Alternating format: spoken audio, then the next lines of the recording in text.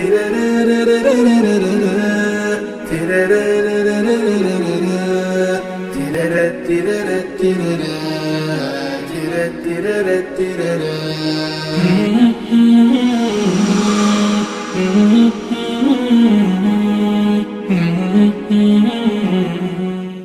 الله الرحمن الرحیم. برخی از دوستای ما تو دانشگاه اومده بودند، از روسیه بودند، بنده خدا سوار تاکسی شده بودند. در تاکسی یک کیفی که توش 8 تا از پاسپورت هاشون با $10,000 بود یادشون رفته بود. این بنده خدا تاکسی رانه نمیفهمید که اینا از کجا هستن، کی بودن.